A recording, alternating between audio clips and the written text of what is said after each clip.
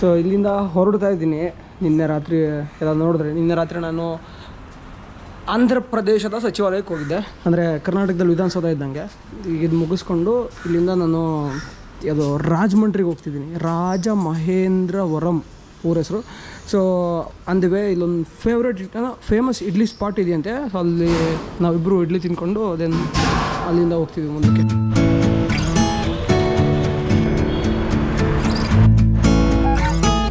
Engine ಉಂಟದಿ, ನಾನೇ engine. ನೋಡಿ ಇದೆ SSS ಇಡ್ಲಿ ಹೋಟ್ಲು. ಈ ಹೋಟೆಲ್ನ ಹೆಂಗೆ ಮಾಡೋರು ಅಂದರೆ ಫುಲ್ ಗುಡಿಸ್ಲು ಮಾಡ್ದಂಗೆ ಮಾಡೋರು, ಒಳ್ಳೆ ವೈಬ್ ಬರಲಿ ಅಂತ. ಚೆನ್ನಾಗಿದೆಲ್ಲ ವೈಬ್ಸು. ಬಟ್ ಕುತ್ಕೊಳ್ಳೋಕೆ ಜಾಗ ಸಿಗ್ತಿಲ್ವಲ್ಲ ಗುರು ಇಲ್ಲಿ. ಗುರು 2 ಇಡ್ಲಿಗೆ 35 ರೂಪಾಯಿ, 3 ಇಡ್ಲಿಗೆ 51 ರೂಪಾಯಿ. ಯಪ್ಪ, ಬರೀ ಇಡ್ಲಿ, ವಡಾನೂ ಇಲ್ವಲ್ಲ ಗುರು. ಹಳ್ಳಿ ವೈಬೇ ಬರಲಿ ಅಂತ ಗೂಗಲ್ ಪೇನೇ ಇಟ್ಟಿಲ್ಲ ಅವರು. 4 ಇಡ್ಲಿ 12 ರೂಪೀಸ್. ಇದು ತುಪ್ಪನೂ ಸೇರಿಸಿ ಎಷ್ಟಾಗ್ತದೆ ಗೊತ್ತಿಲ್ಲ. 73 ರೂಪಾಯಿ ಆಯಿತು ಗುರು. ಗುರು ನೋಡಿ ಇಲ್ಲಿ ಪಾರ್ಸಲ್ ಕೌಂಟ್ರು ಸಪ್ರೇಟಾಗಿ ಮಾಡೋರೆ. ಫುಲ್ಲು ಒಂದು ಲೆವೆಲ್ಗೆ ಶುದ್ಧತೆಯನ್ನು ಕಾಪಾಡ್ತಿದ್ದಾರೆ. ಸುಮ್ಮನೆ ಇಡ್ಲಿ ಬೇಯಿಸ್ತಾ ಇರೋದು ತೆಗ್ದಾಕ್ತಿರೋದು ಅಷ್ಟೇ. ಹಾಯ್, ಯಾವ ಊರಣ್ಣ ನಿಮ್ಮದು? ಓ ಚಿತ್ರದುರ್ಗ ಗುರು. ನಿಮ್ದು ಯಾವ ಊರು? ನಮ್ದು ಇದೇ ಊರು. ಕನ್ನಡ ಬರುತ್ತಾ? ಕೊಡ್ತಾರೆ. ಓ ನೈಸ್. ನೋಡ್ರಿ ಇದೇ ಇವ್ರು ಮಾಡೋಂಥ ಇಡ್ಲಿ. ಅವಳು ಎಲ್ಲ ಅಣ್ಣ ಇಡ್ಲಿ ಹಾಕ್ತವ್ರೆ, ಅಲ್ಲಿ ಸಾಂಬಾರು ಮಾಡ್ತವ್ರೆ. ಚಟ್ನಿ ಸಖತ್ತಾಗಿ ತಿನ್ಬೇಕು. ಇದು ಎಷ್ಟು ವರ್ಷ ಆಯ್ತು ಈ ಹೋಟ್ಲು ಮಾಡಿ? 40 ವರ್ಷ. 40 ವರ್ಷದಿಂದ ಹೋಟ್ಲು. ಆ ತುಪ್ಪ ನಾ ಪ್ಯಾಕೆಟಲ್ಲಿ ಕೊಡ್ತಿರಲ್ಲ, ನೀವೇ ತುಪ್ಪ ಹಾಕ್ಬೋದಲ್ಲ? ಅದು ಕೊಟ್ಟಿದ್ದೀನಿ ಅವ್ರ ಕಡೆ. ಇದು ಬರೀ ಇಡ್ಲಿ ಅಷ್ಟೇ. ಇಡ್ಲಿ ಚಟ್ನಿ ಒಂದು ಇಡ್ಲಿ ಚಟ್ನಿ ಸಾಂಬಾರು ಇಲ್ಲ. ಚಟ್ನಿ ಅಲ್ಲಂ ಚಟ್ನಿ ಕಾರಂ ಪುಡಿ ಮಾಡ್ತೀವಿ. ಓ ಅಲ್ಲಂ ಚಟ್ನಿ. ಇಡ್ಲಿ 17 ರೂಪೀಸ್. 17 ರೂಪಾಯಿ. ಓಕೆ. ಏನಕ್ಕೆ ಅಷ್ಟೊಂದು ಕಾಸ್ಟ್ಲಿ? ಕಸ್ಟಮರ್ ಪೂರಾ ನೈ ಆತೆ అంటే ఎందుకంత ఎక్కువ? టేస్ట్ బాగుంటుంది. Okay nice. ಓಕೆ ಒರಿಜಿನಲ್ ತುಪ್ಪ ಅಲ್ಲ, ಈ ಹಾಲಲ್ಲಿ ಕ್ರೀಮ್ನ ಎಕ್ಸ್ಟ್ರಾಕ್ಟ್ ಮಾಡೋದು ಏನು ಮಾಡೋಂಗಿಲ್ಲ. ಇದು 5 ರೂಪಾಯಿ ಒಂದು ಪ್ಯಾಕೆಟ್. ಇದನ್ನು ಎಕ್ಸ್ಟ್ರಾ ಕೊಟ್ಟು ತಗೋಬೇಕು. ನೋಡಿ ಇದು ಶುಂಠಿ ಚಟ್ನಿ, ಈ ಕೊಬ್ಬರಿ ಚಟ್ನಿ. ಇದು ಯಾವುದ್ರ ಪೌಡ್ರು ಅಂತ ನನಗೂ ಗೊತ್ತಿಲ್ಲ. ಸೊ ಇಲ್ಲಿವರೆಗಿನ ಅತಿ ಕಾಸ್ಟ್ಲಿಯೆಸ್ಟ್ ಇಡ್ಲಿ ನಾನು ತಿಂತಿರೋದ್ರಲ್ಲಿ. ಚೆನ್ನಾಗಿದೆ. ಇದು ಹೆಂಗೆ ಅಂದರೆ ನಿಜವಾಗ್ಲೂ ಇಡ್ಲಿ ಸಖತ್ ಸ್ಮೂತ್ ಇದೆ. ಹಾಕಿ ಶುಂಠಿ ಮತ್ತು ಬೆಲ್ಲ ಹಾಕ್ಬಿಟ್ಟು ಒಂದು ಚಟ್ನಿ ಮಾಡೋರು, ಅದು ಚೆನ್ನಾಗಿದೆ. ನಿಮ್ಗೊಂದು ಕತೆ ಹೇಳ್ತೀನಿ ಕೇಳಿ. ಏನಂದರೆ ಫಸ್ಟು ಗುಡಿಸ್ಲಿರುತ್ತೆ. ಆ ಗುಡಿಸ್ಲನ್ನೆಲ್ಲ ಸಿಮೆಂಟ್ ಬಂದ್ಬಿಟ್ಟು ಜನ ಸಿಮೆಂಟಿಗೆ ಜಾಸ್ತಿ ಇನ್ಫ್ಲೂಯೆನ್ಸ್ ಆಗಿಬಿಟ್ಟು ಗುಡಿಸೆಲ್ಲ ಕೆಡವಿ ಸಿಮೆಂಟಲ್ಲಿ ಮನೆಗಳನ್ನ ಕಟ್ತಾರೆ. ಆಮೇಲೆ ಮತ್ತೆ ಒಂದು 50 ವರ್ಷ ಆದಮೇಲೆ ಗುಡಿಸ್ಲ ಕಡೆ ಇನ್ಫ್ಲೂಯೆನ್ಸ್ ಆಗಿಬಿಟ್ಟು ಮತ್ತೆ ಗುಡಿಸ್ಲಿಕ್ಕೆ ಜಾಸ್ತಿ ದುಡ್ಡು ಕೊಟ್ಟು ಹೋಗ್ತಾರೆ. ಸೊ ಹಾಗೆ ಆಯ್ತು ಇವಾಗ. ಏನಂದರೆ ನಾರ್ಮಲ್ ಮೊದಲು 45 ವರ್ಷದಿಂದ ಹೋಟ್ಲು ಹಿಂಗೆ ಇರ್ತಿದ್ದು ಆಯಿತಾ. ಚಿಕ್ಕದಾಗಿ ಒಂದು ಗುಡಿಸ್ಲು ಹಾಕ್ಕೊಂಡು ಹೋಟ್ಲು ನಡೆಸ್ತಾಯಿದ್ರು, ಇಡ್ಲಿ ಪಡ್ಲಿ ಮಾಡ್ತಿದ್ರು. ಅದೇ ಹೋಟ್ಲನ್ನ ಇವರು ಎಲ್ಲ ಕಡೆ ನೋಡಿ ಎಲ್ಲ ಬಿಲ್ಡಿಂಗ್ ಆಗ್ಬಿಟ್ಟವ. ಸೊ ಇವ್ರು ಏನು ಮಾಡಿಬಿಟ್ರೆ ಅಂದರೆ ಒಂದು 50 ವರ್ಷ ಹಿಂದಕ್ಕೆ ಹೋಗ್ಬಿಟ್ಟು ಬರೀ ಇಡ್ಲಿ ಅಷ್ಟೇ ಮಾರ್ತವ್ರೆ. ಸಖತ್ತು ಟೇಸ್ಟ್ ಚೆನ್ನಾಗಿತ್ತು. ಬಟ್ ನಾನಂತೂ 17 ರೂಪಾಯಿ ನಿಜವಾಗ್ಲೂ ರೆಕಮೆಂಡ್ ಮಾಡಲ್ಲ. 12 ರೂಪಾಯಿ ಇದ್ರೂ ಕೊಟ್ಟು ತಿನ್ಬೋದಿತ್ತು ಇಡ್ಲಿಗೆ. ಬಟ್ 17 ರೂಪಾಯಿ. ಮತ್ತು ಅದಕ್ಕೆ ತುಪ್ಪನೂ ಕೊಡಲ್ಲ ಗುರು, ಎಕ್ಸ್ಟ್ರಾ ನಾವು ತುಪ್ಪನೂ ದುಡ್ಡು ಕೊಟ್ಟು ತಗೋಬೇಕು. ಸೊ ಇದೊಂಥರ ಏನಂದರೆ overrated. The next day so ಪಟಾಪಟ್ ನನ್ನಟ್ಟೊಂದೆ. ಸೊ ಇಲ್ಲಿಂದ ಹೊರಡ್ತಾ ಇದ್ದೀನಿ. ಟೈಮು ಎಷ್ಟಿರ್ಬೋದು ಅಂತ ಕೆಳಗಡೆ ಕಮೆಂಟ್ ಮಾಡಿ. ಬೆಳಗ್ಗೆ ಎಷ್ಟಾಗಿರ್ಬೋದು ಅಂತ ಹೇಳಿ.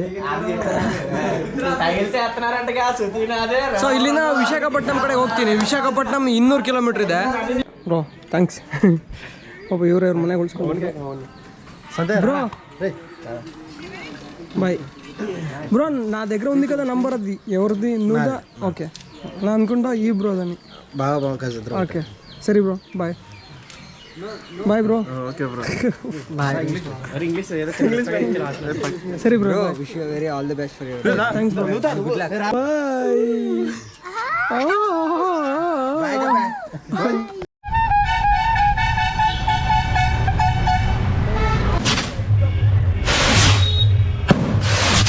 ಇಲ್ಲೊಂದು ದೇವರ ಜಾತ್ರೆ ನಡೀತಿದೆ. ಈ ಊರ ಹೆಸರು ರಾಜನಗರಂ ಅಂತ. ಜನ ಎಲ್ಲ ಅದಕ್ಕೆ ಆರತಿಗೆ ಅಂತ ಕ್ಯೂ ನಿಂತಾರೆ ಅನ್ಸುತ್ತೆ.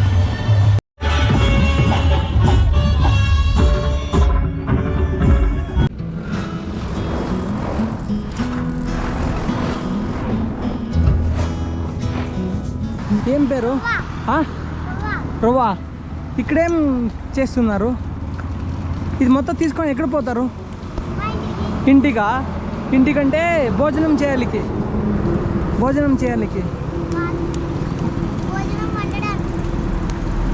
కొంచెం ముందుగా వచ్చి చెప్పండి.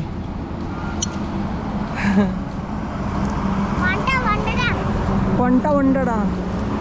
అది ఓకే. నువ్వు పేరేంటి? ధ్రువ. నువ్వు పేరు? సంహిత. ఎంత క్లాస్ చదువుతున్నారు? థర్డా? ఓకే. ఇప్పుడు ఇది తీసుకుపోయి ఏం చేస్తారు? పొయ్యమంటే ఎట్టుకుంటారా? అంటే భోజనం చేయనికా? అన్నం పండుకోవడం. ఓకే ఓకే సರಿ ఓಕೆ ಬಾಯ್. ನೋಡಿ ಅದೊಂದು ಬುರ್ಜ್ ಖಲೀಫಾ ಮತ್ತು ಡಿಮಾರ್ಟ್ ಎರಡು ಕಾಣಿಸ್ತಿದೆ. ಡಿಮಾರ್ಟ್ ಒಳಗೆ ರೇಷನ್ ತೊಗೊಂಡು ಬುರ್ಜ್ ಖಲೀಫಾ ನೋಡ್ಕೊಂಬೋಣ. ನನ್ನ ಹತ್ರ ಡ್ರೈ ಫ್ರೂಟ್ಸ್ ಕೂಡ ಸಿಕ್ಕಾಪಟ್ಟೆ ಖಾಲಿಯಾಗಿದ್ದಾವೆ. ಸ್ವಲ್ಪ ಬಾದಾಮಿ ಅಷ್ಟೇ ಉಳಿದಿದ್ದಾವೆ. ಡ್ರೈ ಫ್ರೂಟ್ಸ್ ತಗೋಬೇಕು. ಆಮೇಲೆ ಶೇಂಗಾ ಕಡಲೆ ಅದೆಲ್ಲ ತಗೋಬೇಕು. Madam dry fruits. California almonds ಬೇಡ, ಹೊಸ ವೆರೈಟಿ. ಇವರಲ್ಲಿ ಜಾಸ್ತಿ ಇವ್ರದ್ದೇ ಬ್ರ್ಯಾಂಡ್ ಇಟ್ಟವ್ರಪ್ಪ. ಹೇಳಿ ಕೊಡು. ಬಾಯ್ ಹಾಂ.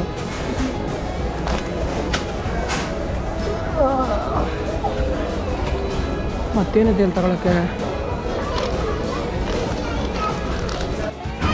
ಇಲ್ಲದ ನೋಡ್ರಿ ನಮ್ಮ ಶೇಂಗಾ ಸಪ್ಪಲ್ 136 ರೂಪಾಯಿ ಒಂದು ಕೆ ಜಿ ಹಾಕೋದು. ನೋಡಿದ್ರು ಮಕ್ಕಳು ಕೆ ಜಿ ಇದೆ. ನಿಮ್ಮೆಲ್ಲರ ಅಚ್ಚುಮೆಚ್ಚಿನ ಹೆಸರು ಕಾಳು ಅಲ್ಲಿದ್ದಾವೆ.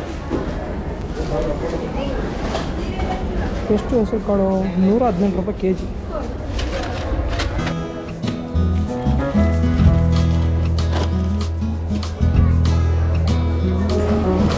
Gram Mysore sandal soap. ಇಲ್ಲಿ ನಮ್ಮ ಮೈಸೂರು ಸ್ಯಾಂಡಲ್ ಸೋಪ್ಗೂ ಆಫರ್ ಬಿಟ್ಟವ್ರು ನೋಡ್ರಿ. MRP 65, DMart 69, DMart price 64. ಹೆಂಗೂರು ಇಷ್ಟೊಂದು ಲಾಭ ಸಿಗುತ್ತೆ ಇವ್ರಿಗೆ. ಅದು ಕೊಡು ಹಿಂಗೆ ಹೊಸಿ ಯಾರಿಗಾರು.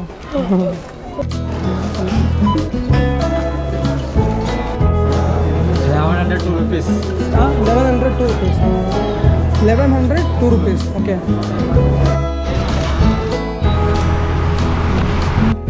ಇಲ್ಲಿ ಯಾವುದೋ ಒಂದು ಡಾಬಾ ಇದೆ, ಚೆನ್ನಾಗಿರುತ್ತೆ ಅಂತ ಹೇಳಿದ್ರು. ನೋಡಿ ಇಲ್ಲಿ ಒಲೆಯಲ್ಲಿ ಅಡುಗೆ ಮಾಡ್ತವ್ರೆ. ಬಹುಶಃ ಚೆನ್ನಾಗಿರುತ್ತೆ. ಅಲ್ಲೇ ಅಕ್ಕ ರೊಟ್ಟಿ ಬಡಿತವ್ರೆ, ಇಲ್ಲ ಅಣ್ಣ ಗ್ರೇವಿ ಮಾಡ್ತವ್ರೆ. ಮಾತ್ರ ಸಖತ್ತಾಗಿ ಮಾಡೋ ಟೇಸ್ಟು. ಪನ್ನೀರು ಅದನ್ನೆಲ್ಲ ಕಮ್ಮಿ ಆಗ್ಬಿಟ್ಟವೆ. ಟೆಂಟ್ ಎಲ್ಲ ಸೆಟಪ್ ಮಾಡಾಯಿತು. ಅವ್ರು ಹ್ಞೂ ಒಂದಿದೆ ತಳ ಬೇಗ ಸೆಟಪ್ ಮಾಡಿದೆ. ಹೋಗಿ ಊಟ ಮಾಡಿಬಿಟ್ಟು ಮಲ್ಕೊಳ್ಳೋದೆ. ನಾಳೆ ಸಖತ್ತಾಗಿರೋ ಪ್ಲ್ಯಾನ್ ಇದೆ ವಿಶಾಖಪಟ್ಟಣಮಲ್ಲಿ.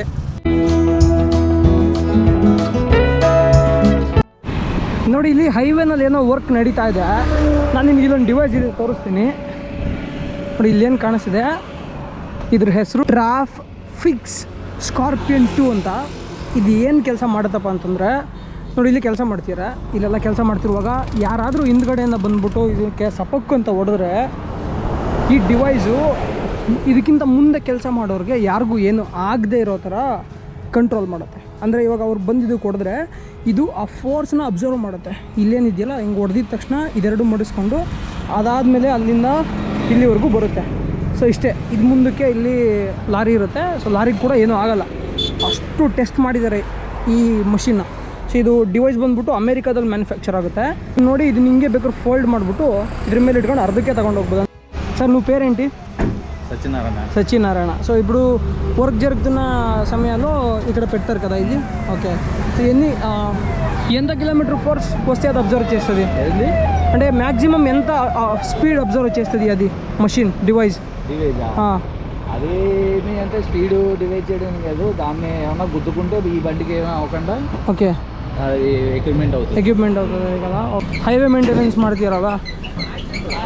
ಓ hi hi hi. Loading okay. ಇದು ಪರ್ಫೆಕ್ಟಾಗಿ ವರ್ಕ್ ನಡೀತಿದೆ. ನನಗನ್ಸುತ್ತೆ ಇದೇ ಥರ ವರ್ಕ್ ಎಲ್ಲ ಕಡೆ ನಡೆಯಲ್ಲ ಅಂತ, ಬಟ್ ಇಲ್ಲಿ ನಡೀತಿದೆ. ನಮ್ಮ ಕಡೆ ಎಲ್ಲ ಸುಮ್ಮನೆ ಈ ಥರದ್ದು ಯಾವುದು ಪ್ರೋಟೋಕಾಲ್ ಫಾಲೋನೇ ಮಾಡಲ್ಲ, ಹಾಗೆ ಕೆಲಸ ಮಾಡ್ತಿರ್ತಾರೆ. ನೋಡಿ ಅಲ್ಲಿ ಮೇಲೆ ಎತ್ಕೋತದ್ದು.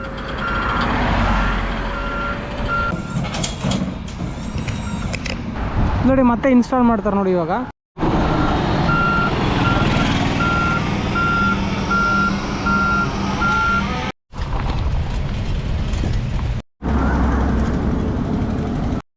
ಹಾಗೆ ಒಂದು ಎಳ್ನೀರು ಕುಡ್ಕೊಂಡು ಬಂದೆ ಇಲ್ಲಿ. ಇಲ್ಲೆಲ್ಲ ಊಟ ಸಿಗುತ್ತೆ. ಪರ್ ಪ್ಲೇಟಲ್ಲಿ ತಿನ್ನೋಕ್ಕೆ ಬೇಜಾರು ಗುರು. నువ్వు ఏం చదువు అంటే? I'm organic chemistry of the BSc completed or MSc completed. Completed. I just want offer one banana for my employee. Power plant employee. Pharma employee. Okay. ఎటిరు pharma employee. Okay nice. Good guy. One banana from me. Right. Okay thank you. Don't judge book bites. Bye. Battery లేదు, ತೊಕ್ಕಾಲಿ. ನೋಡಿ ಇಲ್ಲಿ railway ಗಾಲಿಗಳನ್ನ ತಗೊಂಡು ಹೋಗ್ತಿದ್ದಾರೆ, rail ಗಾಲಿಗಳನ್ನ. ಅವ್ರು ಎಲ್ಲಿಂದ ಬಂದಾರ ಅಂತ ಕೇಳೋಣ. ಬೈ ये किधर से किधर जाता है जो व्हील है ना? ये चेन्नई नहीं बेंगलुरु यलहंका से बनती है. यलहंका से बनती है. Okay. Yelahanka rail wheel factory. Okay. ಹಾಂ ನೋಡಿ ರೈಲ್ ವೀಲ್ ಫ್ಯಾಕ್ಟ್ರಿನ 1978ರಲ್ಲಿ ಸುಮಾರು 146 ಕೋಟಿ ಅವತ್ತಿನ ಲೆಕ್ಕಕ್ಕೆ ಆಯಿತಾ, ಅಷ್ಟು ಇನ್ವೆಸ್ಟ್ಮೆಂಟ್ ಮಾಡಿ ಇದನ್ನು ಶುರು ಮಾಡ್ಬೋದು ಅಂತ ಕಮಿಷನ್ ಹೇಳುತ್ತೆ. ನಂತರದಲ್ಲಿ 1980ರಲ್ಲಿ ಇಂದಿರಾ ಗಾಂಧಿಯವರು ಪ್ರಧಾನಮಂತ್ರಿಗಳಾಗಿದ್ದಾಗ ಈ ರೈಲ್ ವೀಲ್ ಫ್ಯಾಕ್ಟ್ರಿನ ಶುರು ಮಾಡ್ತಾರೆ. ಅದಕ್ಕಿಂತ ಮುಂಚೆ ಟಾಟಾದವ್ರ ಹತ್ರನೂ ದುರ್ಗಾಪುರ್ ಫ್ಯಾಕ್ಟ್ರಿ ಇದೆ, ಅಲ್ಲೂ ಮ್ಯಾನುಫ್ಯಾಕ್ಚರ್ ಮಾಡ್ತಿರ್ತಾರೆ. ಆದರೆ ಟೆಕ್ನಿಕಲಿ ಅವರು ಇಷ್ಟು ಕ್ವಾಲಿಟಿ ಮಾಡ್ತಿರಲ್ವಂತೆ. ಹಾಗಾಗಿನೇ ಇವರು ರೈಲ್ ವೀಲ್ ಫ್ಯಾಕ್ಟ್ರಿನ ಗವರ್ನಮೆಂಟ್ ಆಫ್ ಇಂಡಿಯಾದವರು ಶುರು ಮಾಡಿದ್ದಾರೆ ಯಲಹಂಕದಲ್ಲಿ. ಓಕೆ.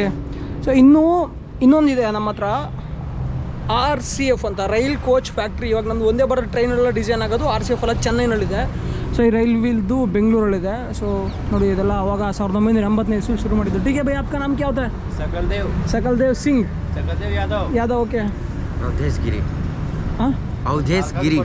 गिरी. ओके ठीक है भाई. झारखंड से. उधर तो बहुत ज़्यादा कोयला निकलते हैं ना झारखंड में. आप सब लोगों को बर्बाद किया सरकार ने. स्ट्राइक में खड़े हैं. स्ट्राइक में खड़े हैं? किस लिए स्ट्राइक में खड़े हैं? काला कानून. वो 7 लाख जुर्माना और 10 साल का जेल. इसीलिए आप अब हम लोग का सैलरी है 6,000 रुपया तनख्वाह, और हम लोग 7 लाख कहाँ से लाएंगे, और 10 साल जेल जाएंगे तो हमारा परिवार क्या खाएगा. इसीलिए सरकार जब नियम निकाला है कि हिट एंड रन माने ड्राइवर एक्सीडेंट करके नहीं भागे, उसको हॉस्पिटल पहुंचाए, तो उसका माने जो केस है वो कम बनेगा. ठीक है, लेकिन जब हम एक्सीडेंट अगर गलती से जानबूझ के तो नहीं करता. वो तो ठीक है, वो तो पता है. अगर आप लोग एक्सीडेंट किया, वो आजू बाजू में लोग होते हैं, वो मार के इनको ड्राइवर को मार देगा. हमारे लिए जब कानून निकाला, झगड़ा होगा वो रोड पे आएगा, दारू पिएगा, रोड पे आएगा. वो तो ठीक है भाई, हम तो भी आपके साथ है. क्योंकि पहला पुलिस वाले और ये RTO वाले ड्राइवर को इतना बहुत परेशान करता है. हम लोग पैसा देते आते हैं हर जगह. वो तो पता है. मान के चलिए कि जब हिट एंड रन का केस दे दिया, हम लोग मार के भागेंगे, नहीं भागेंगे, पब्लिक हमको मार देगी. अगर पब्लिक नहीं मारती है, ठीक है, जब मारेगा 100% मारेगा. हमारे लिए जब कानून निकाला कि 7 लाख रुपया फाइन और 10 साल जेल, लेकिन हम अगर हॉस्पिटल पहुंचाने जाते, हमको अगर कोई मारता है, उसके लिए क्या कानून है? क्या कानून? कुछ नहीं. इसके लिए भी तो होना चाहिए, यानी कि सबसे गधा और सबसे छोटा ड्राइवर ही है, जितना दबा दो। और तो हमको तो पता है, अगर ड्राइवर तो बंद किया तो पानी से लेकर वो सब्जी से लेकर हर चीज व्यवस्था पूरा इंडिया का खराब हो जाएगा। खराब हो जाएगा। खड़ी है उसी के लिए खड़ी। उसी के लिए खड़ी है। ओके ठीक है भाई, आपका साथ हम भी है, हमारा सब्सक्राइबर भी है, ठीक है। बोलेगा हम भी ट्वीट करेगा, इसके मामले में हम भी ट्वीट करेगा, कानून मंत्री को टैग करके और प्राइम मिनिस्टर को टैग करके ट्वीट करेगा हम भी, ठीक है। Bye bye.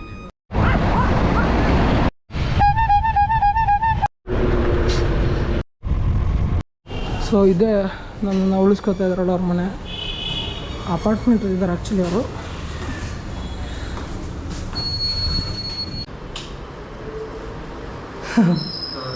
ಓಕೆ